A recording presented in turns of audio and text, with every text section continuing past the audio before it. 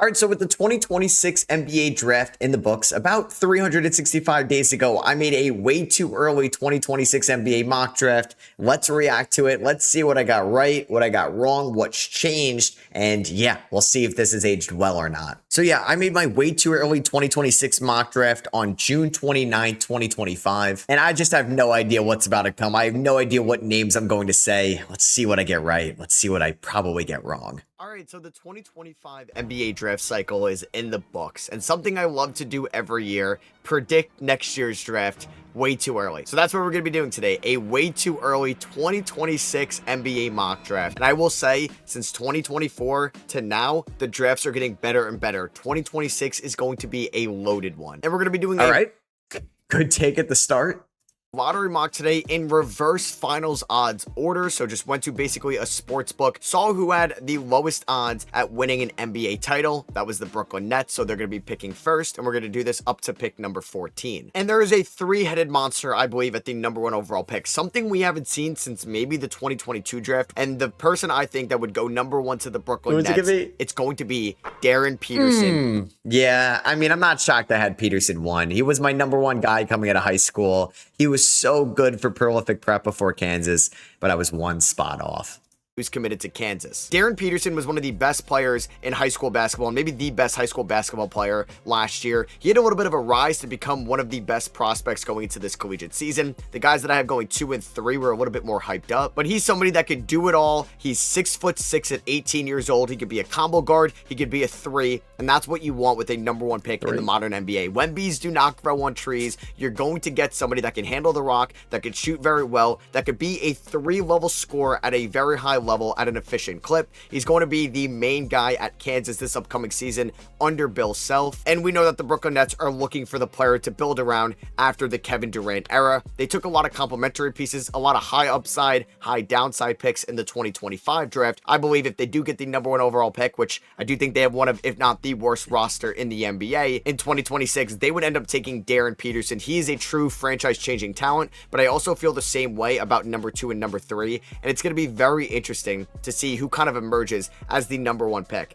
Last year, we had Cooper Flagg, Ace Bailey, and then there was a little bit of Dylan Harper, Nolan Traore, VJ Edgecombe. It ended up being Cooper Flagg in a tier of his own, and then Dylan Harper, but I do think we can have 1 week it's Peterson, 1 week it's my number 2 guy, the other week it's my number 3 guy. Which was the case, and that pretty much happened between AJ Peterson and Boozer. I mean, the Nets should have became the worst team in the NBA because the worst team got the number 1 overall pick in the Washington Wizards, and now we could maybe say that DeBonsa or Peterson was a Brooklyn Net. I'm still high on Mikael Brown Jr., but we'll see because a lot has changed in a year, and obviously the Wizards, who are up next here, have a brighter future, you could definitely say, than the Brooklyn Nets going forward. But I was wrong. I had Peterson go 1. It didn't go to plan under Bill Self at Kansas, but I think that's what makes it even more impressive. Like, he was in talks to go number 1, goes number 2, like his floor was 3, and he had a down year compared to his like sky high expectations as a guard prospect.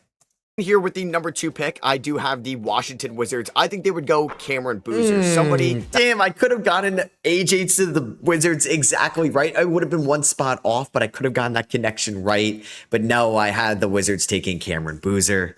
I could play in the front court with Alex Sarr. He's up there with Darren Peterson as one of the more productive high school players last year. He's got a brother in this class in Caden Boozer. He's obviously the son of NBA All-Star Carlos Boozer. And the guy just won in high school basketball. He rarely ever lost. He can become an elite offensive hub out of the post. He has an amazing touch around the rim for somebody at 6'8", 6'9". He's still 17 years old right now. He's going to Duke, who produces elite freshmen that turn into top-level picks. But he's super physical inside. He's got a good mid-range jumper, and if he can become an elite 3-point shooter at his size, he's one of the more versatile big men we're going to see in this class 100%. I just think that Darren Peterson would go ahead of Cameron Boozer, just because I think having an elite modern-day wing than an elite modern-day 4 is a little bit more valuable when you're trying to find your franchise superstar. And I think it'd be fun to watch Cameron Boozer at the 4, Alex Sarr in the 5, and then you also have Trey Johnson, Bilal Coulibaly, Bub Carrington working off that possible elite front court one day. And then I don't know why I said lead guard for Peter or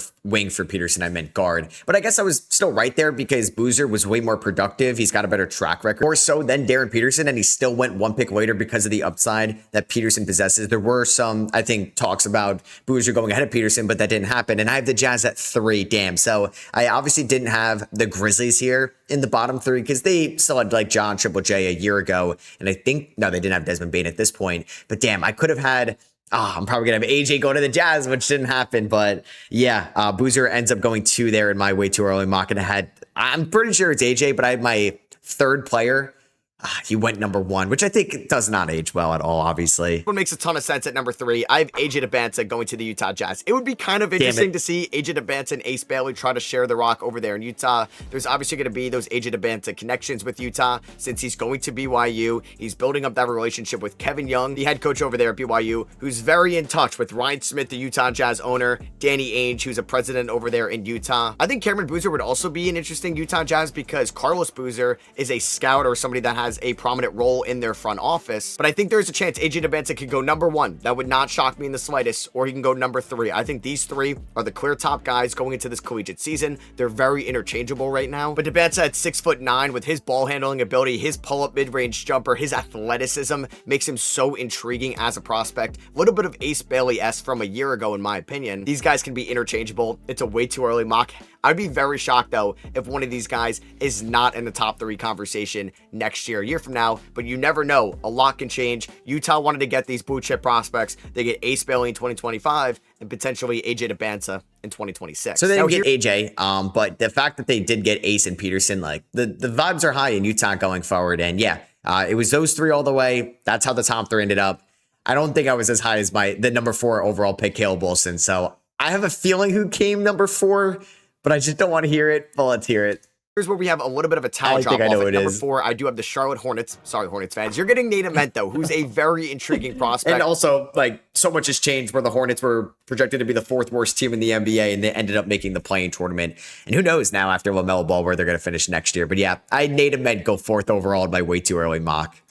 A late bloomer that had a late growth spurt as well. He was one of the last guys to decide his college. He's going to Tennessee to play under Rick Barnes. He used the Kevin Durant comparison when he was playing under him at Texas to hopefully have that type of jump for Nate Ament, who can handle the ball extremely well. He's like a small forward right now at 6'11". He's very thin, though. He needs to get more physical, needs to get more stronger inside the paint. But he has a little bit of Ace Bailey and AJ Debanta. He's a phenomenal shot maker. He can knock down difficult shots out of the pull-up. He can play off of 2 feet. He can drive baseline. And I think for somebody at 6'11", if he could just be that modern day stretch 4 or a small ball 5 that could be an elite shooter, there is so much value in that. And this is another blue chip prospect right now, and we're on pick number 4. That's how loaded this 2026 draft class looks a year from now, and Charlotte could use somebody like that. You got LaMelo Ball, you got Con Knipple, you got Brandon Miller. We'll see who their center is going to be one day. Maybe it's Kalkbrenner long term, but here you get Nate Ament to be in between your long term center and Brandon Miller. So Nate Ament was so good in high school, and there was definitely concerns about like where his positional fit was going to be, and Rick Barnes hasn't had the best track record in the world ever since Kevin Durant back in 2007. And Ament did hit like really difficult mid-range jumpers this year. He could not create much separation. He pulled up his, I think, dribble way too early, and he would have to hit like those Ace Bailey pull-up mid-range jumpers, and his wingspan, his frame was able to knock down those jumpers consistently over smaller guys, but did struggle finishing around the rim. He ended up going, 13? So I was 9 spots off. Hasn't aged well. Chicago here at 5. Do I have Caleb Wilson? Here at number 5, I have the Chicago Bulls selecting Jaden Quintans from... Okay, well, first of all, wrong. He ended up going 15 picks later. I did not think he was going to only play 4 games. And 2, I did not know how to say... why did I say Quintans? And I definitely say that throughout the video and not Quaintance. Kentucky. Quintans actually played at Arizona State last year. He reclassified in high school, but he was so young. He's still 17 years old. He was not eligible to be in the 2025 draft. So he's going to be in the 2026 class as arguably the best center right now in next year's class. The Bulls need a center. They took Noah Essengay this year. They took Matas Buzelis a year ago. They need somebody to replace Nikola Vucevic long term, and that could be Jaden Quintans, who's an absolute bruiser inside right now. He is a bowling ball, just 17 years old. He's got great hands. He did tear his ACL though back in March. He's got a 7'5" wingspan. He's definitely a wild card for this upcoming season, but we get to watch him at Kentucky, and that's what I'm so excited about this next upcoming class, because we got to watch Cooper Flag at Duke, but it was Ace Bailey and Dylan Harper at Rutgers. We get to watch Peterson at Kansas, Cameron Boozer at Duke, AJ DeBance at BYU, Nate Mann at Tennessee, Jaden Quinton at Kentucky. It's going to be a very fun collegiate season, specifically in the SEC as well. But he is a beast. They need a center, so this is more of a need pick right now. But he definitely has all the talent in the world to go in the top 5. A year ago, I remember trying to mock Kamon Watch to the Bulls. Well, now you could get them Jaden Quinton from Kentucky here at number 5. I feel like I said his name the most there, and it was just wrong every single time. But yeah, Quaden's ended up going 15 spots lower. I do think if he replicated what he did at Arizona State, he would have gone in the top 10. He would have gone, I think, ahead of Morris Johnson and a Dave Mara.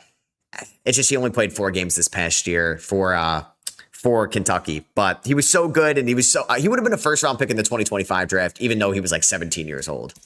Number 6, I have Sacramento selecting Tunde Yesufu from Baylor. Now, Yesufu shined in the McDonald's All-American game, and it's crazy. Like, look him up right now, or you could see some of the film on the screen. He looks exactly like Anthony Edwards, and he plays like him as well. He's a great athlete. He can get downhill. He's a locked-in defender as well. He plays with so much energy and intensiveness that I just love watching him going into this way too early mock. He's going to be playing at Baylor, which we know Scott Drew has a great lineage of producing first-round picks. I expect Tunde Yesufu to be a first-round pick, and I think we can go even higher. 6 overall here to Sacramento, who is looking for that long-term answer at a number 1 position, right? Like, they want somebody that could be a leading scorer for them one day, and Yesufu has the size, the athleticism, and the creativity right now to be that guy. I'm very interested to see how he looks right now at Baylor over the course of the season. There's definitely some other point guards they could target here as well, but I like Yesufu. I'm a little bit more on the Yesufu train than some other people. So here's our first... So yeah. They didn't go Yesufu. Yesufu was going to St. John's. I do believe Yesufu would have been a first-round pick, but it was a disappointing year to the expectations he had going into the year. Could he have replaced VJ Edgecombe? Could he be a top 10 pick? He didn't shoot the ball particularly well from 3, and he got like $6 million, $7 million from St. John's in the transfer portal. Maybe guys like Isaiah Evans, Malik Thomas, Henry Vasar should have done the same, but I was clearly way too high on Yesufu. It didn't work out all the way in Baylor. Traded pick. This is where the Suns are projected to be here at number 7, but that pick is not going to Phoenix. It was originally going to Orlando, and then it was sent to Memphis in the Desmond Bane trade. So they got the 7th overall pick here for the Memphis Grizzlies. I have them selecting Kareem Lopez from the... All right. First one, I get like the team right, which is just luck, right? But I've gotten every team one wrong. The only problem is 14 picks aggressive here, Matt. 14 picks. He ended up going 21 to Memphis. New Zealand Breakers. So this is our first international player here, Kareem Lopez, one of the more skilled players with the ball in his hands. He's 18 years old. He's around 6'8", 6'9". He was a part of the New Zealand Breakers in the NBL Next Star program, which is something Rocco Zikarsky, who was just drafted by the Minnesota Timberwolves, was a part of. And he improved year over year with his outside shot. He looked way more comfortable, a lot more confidence in pulling up and catch and shoot. And this guy, like Yesufu, plays with so much intensity and motor on the defensive end of the floor. He can guard multiple positions, and somebody that's 6'8", 6'9", with the ball handling ability, the shooting, and the defense. This is a very intriguing pick here by the Memphis Grizzlies, and I think fits their mold, what they've been building recently as well, for a team that may end up having 2 lottery picks in a loaded 2026 class. Yeah, so that Suns pick ended up being a little bit later because the Suns were actually pretty good last year. I think I was a little too high on his defense from the 2025 season because he was not that good of a defender this year, but got better over the course of the year. Yeah, so I got that right. He was a Memphis Grizzly, just 14 picks off. And at number 8, I have the Toronto Raptors selecting a center, something they didn't do in the 2025 draft. And it's definitely not Allen Graves, I'll tell you that.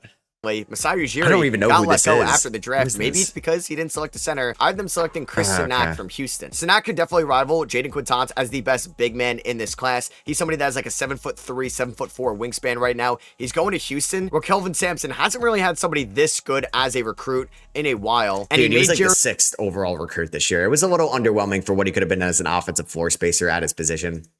Chris Walker, a top 10 pick in the 2023 draft. I think he can do the same with Chris Sinak here in the 2026 class. He can play above the rim. He's got amazing bounce. He's a good athlete at his position, can set hard screens. I'm interested to see how he is on the offensive end of the floor. I think he's just as good as a prospect as Kamon Watch was a year ago, and a little bit more of a sure thing as well. And Kamon Watch just went 10. So I wouldn't be shocked whatsoever if Sinak went here number 8 to Toronto. Yeah, so that didn't work out at all. And I wonder if I have Isaiah Harwell in here because I liked Isaiah Harwell a lot, who's transferring to Gonzaga. I will say, I'll say right now, Keaton Wagler, didn't even probably know who he was in this moment I was recording this video. And I definitely did not have Kingston Flemings in this lottery mock. So already got those 2 wrong. I mean, I haven't mentioned Darius Cuff. I haven't mentioned Mikael Brown Jr. Not great. Here at number 9, I have the Atlanta Hawks, and this isn't with their pick. This is what they got on the night of the 2025 is this pick 8? Wow, they got that exactly right. Oh, no, this is pick 9, so they were one off. Draft with the Pelicans trade up for Derek Queen. This is the swap best between New Orleans and Milwaukee, and this pick is from the New Orleans Pelicans. So basically the Pelicans are giving up the 9th overall pick here to move up to get Derek Queen, and I'm going to have Atlanta. It's a fun mock here. Dash Daniels from Melbourne. Did I do this just because his brother was on the team? I mean, Dash didn't even enter the draft. The younger brother of Dyson Daniels. And he is about 17 and a half years old right now. He's going to be one of, if not the youngest player in the 2026 draft class. It's going to be interesting to see somebody as young as Dash Daniels is next year for the Melbourne United, but he's very similar to his older brother Dyson. This guy's a menace on the defensive end of the floor. He's 6'6" here at 17 years old as a shooting guard. Just think how tall and how the wingspan can be when he's 18, 19, 20 years old. And he's a lot bigger and stronger than what Dyson Daniels was at his age when Dyson Daniels was going to the G League Ignite. So like I said, this is just kind of a fun mock here. I would just love to see the Daniels brothers playing together around Trae Young. I mean, he needs to improve as an offensive player because the offense was non-existent. I think he would have gotten drafted for sure, but he withdrew. He's going back to the NBL for the 2027 season. I will not have him in my way too early 2027 mock. I'll tell you that, though. I think I learned my lesson. Miami here at 10, where'd they finish? 13, so 3 spots off. Coming in here at number 10, I have the Miami Heat selecting my second Duke Blue Devil here in the top. I mean, how many Duke players went in round 1? Was it just Cameron Boozer?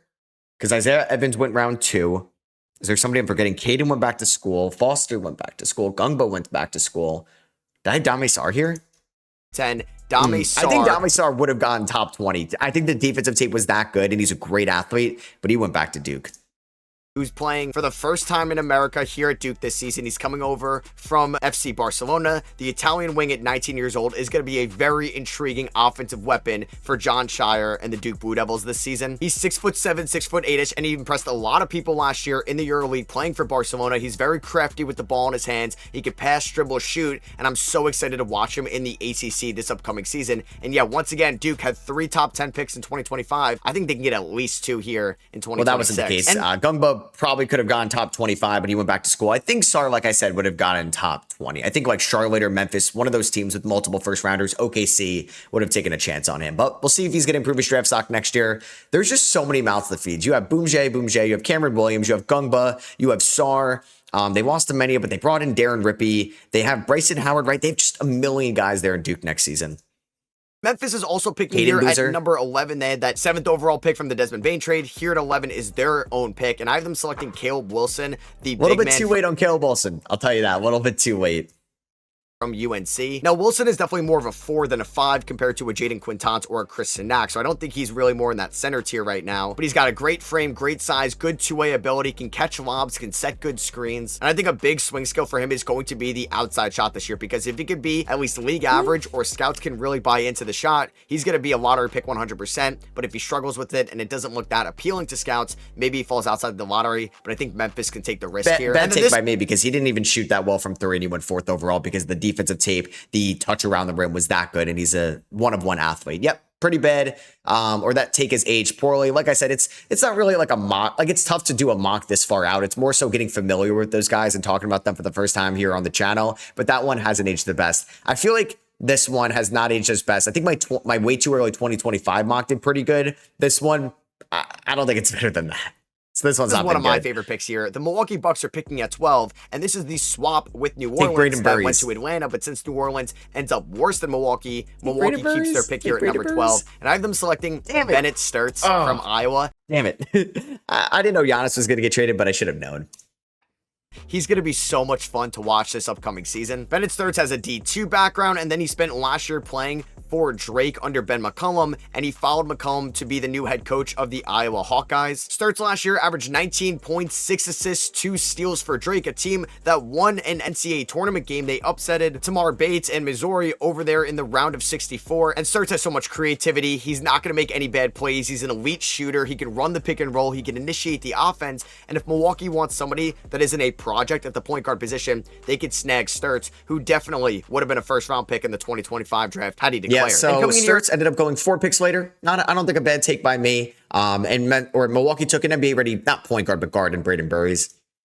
Number 13, the San Antonio Spurs. I think are going to need a little bit more shooting. This pick is from the Atlanta Hawks, not their pick. And I'm going to have them selecting my third Duke player here in the lottery. And there's probably going to be even more Duke players that can go in the first round. But for here, I have Isaiah Evans, another player that I think could have been a first round pick had he declared for the 2025 draft. Evans is going to be one of the best shooters in the 2026 class. He would have been one of the best shooters in this class as well. He can move so well without the ball in his hands. Reminds me a lot of Jared McCain at Duke as well. The form looks so good. It's such a quick release that it's so lethal in the half court and in transition. San Antonio doesn't need a long-term number one option or number two option here. They need somebody that can move extremely well without the ball in his hands. And I think Isaiah Evans is going to be in a great role playing with Dame Sarr and Cameron Boozer as an off-ball mover at Duke this season, which is going to make him a perfect fit for San Antonio once he gets to the NBA. Yeah, so and then he went like 20 picks later. I can't believe he went in the second round. I guess he maybe should have went back to school to get more in the NAL. I mean, he still shot the ball all right from three this year. I know it was on a lot, like a high volume. It wasn't as good as it was last year, but I was really shocked he fell to the second round.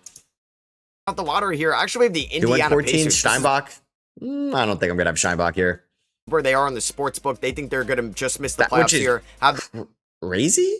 Oh, no. We knew that Halliburton tore his Achilles. Duh. The 14th overall pick because of the Tyrese Halliburton injury. So I've been selecting Koa Pete from Arizona. Damn it. I mean, Koa Pete was looked at as like a top 10 guy to some people. Like, I was never that high on him, but like crazy. Tommy Lloyd produced a lottery pick at the power forward position in the 2025 draft in Carter Bryant. It could be the same thing with Koa Pete, as the Indiana Pacers do lack a little bit of depth in the front court. Obi Toppin's contract is going up. Miles Turner's going to get paid this offseason. Isaiah Jackson's a free agent. Jarris Walker is getting closer and closer to restricted free agency. You could snag Koa Pete here, who could maybe be a small ball five or another power forward for you. He's got a crafty game. He plays with finesse and power. He's not pretty much a star in any different attribute right now, but he's above average in everything, in my opinion. Defense, shooting, passing, playmaking for somebody at his size, and I feel like he could be a great pacer. Yeah, so he was like a good like elbow jumper shooter guy this year, but he was just not a 3-point shooter like he was in high school. Maybe I got like, I don't know. I got played looking at his high school tape before this, but yeah, I thought he was going to be a little bit better. He ended up going 16 spots later to the Pacers. To the Suns. I didn't have Mikael Brown, who you're about to see. I didn't have Darius Acuff. I didn't have Steinbach in the lottery. I didn't have Braden Burries in the lottery. I didn't have Morris Johnson. I definitely was not going to have Morris Johnson or Dave Mara. Shout out to Dusty May developing those guys. I don't think I have Yaxel, but let's see my honorable mentions. Honorable mentions that could definitely be lottery picks next year. I got Mikael Brown, who's committed to Louisville. Isaiah Harwell, who's committed to Houston. Yaxel Lendenberg, who could have been a first-round pick in this year's draft, but he's now going to Michigan from UAB. Elijah Arenas, the son of But he had like some, he had the car crash, right? He had the torn MCL. There was a double whammy to him before the year. Arenas, he's going to USC. I think he could be a first-rounder as well. And then I also have Braylon Mullins from UConn to keep an eye on. I think he could have gotten the lottery if he stayed in the draft, so I'm not going to say that was bad. Tahad Pettiford, who's returning to Auburn. And Baron Philon, who's returning to Alabama. He should have won in the lottery. So, that's going to wrap things up. I was way too high on Dash Daniels, Tonde Yesufu, Jaden Quaidance, and some things, but you can see how much has changed from a year ago. And when we talk about my way too early mock draft that you guys will see soon on the channel, we're getting familiar with those names. But for that class too, it's going to be so volatile. It is so wide open at the top, and a lot is going to change. So yeah, I hope you guys did enjoy me reacting to my way too early 2026 NBA mock draft. Let me know what you guys think down below. Were you right on maybe any of your way too early predictions? Were you wrong? So yeah, thank you all for watching. Love you guys. Catch you on the next one. Peace.